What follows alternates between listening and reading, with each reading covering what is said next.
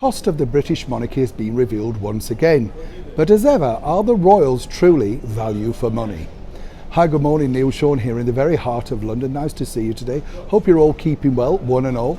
Today we're out and about. We are by the Wyndham's Theatre and the Noel Coward Theatre. That's the stage door. If you're wondering if it looks familiar to you, well, it should do if you watch the recent blockbuster movie Judy, starring Renée Zellweger. This was the theatre that was used to duplicate the wonderful Talk of the Town venue, and you would have seen Renée coming out of this stage door where she was met by two devoted fans who took her for dinner. That's what I like about London. As I say, wherever you turn, there's some wonderful filming locations. I'm sure there are where you are in the world, so if you've got famous locations, do let me know. Back as ever though to your breaking royal story of the day, because of course the news that the cost of the British monarchy has recently been revealed and apparently gone over 100 million for the very first time. I think what's interesting about this is that people aren't really recognising the fact that a lot of that money is to do with the Platinum Jubilee and the celebrations and the things that they had to have costs attached to that. Let's not forget things like security, added staging, all of that sort of stuff comes out of that privy purse. And more importantly, of course, I think what's really interesting is that people aren't looking at the fact that that money also does include part of the refurbishment of the brilliant Buckingham Palace, which, as we know, in a few years could be possibly opened up further by King Charles, when that is the case. Now, what's interesting also is a lot of people are saying, well, you know, the monarchy, is it really worth the money? Is it? Well, when you look at the absolute economy, the money that the British monarchy bring back into this country, it is truly phenomenal.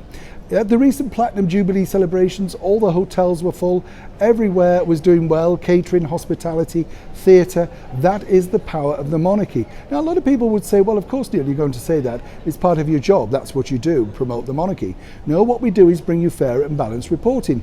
Obviously, with every company, and of course it is known as the firm, the Royal British Monarchy are a business and they have to make it pay, good and bad. But of course there's also unforeseen payments that you don't necessarily know about. As I say, when you look at Buckingham Palace, it's been pretty phenomenal. People don't realise that the actual palace has not been refurbished since the late 1940s, and some of the wiring goes back further than that. So for people to criticise and say, is the British monarchy truly worth it? Think of the bigger picture. Without them, how much business would have been in here in the United Kingdom, across the Commonwealth and of course the world, for all the visitors that came over for the Platinum Jubilee, filling our wonderful hotels, theatres, restaurants and cultural habitat. What I find more fascinating is the people that say we don't require the monarchy, they're way too expensive. So what is the option? How would you sell marvellous Great Britain to the world without our wonderful head of state of 70 years, our gracious Majesty the Queen? As ever, I'd love to know your thoughts in the comments below. Neil Sean in the very heart of London.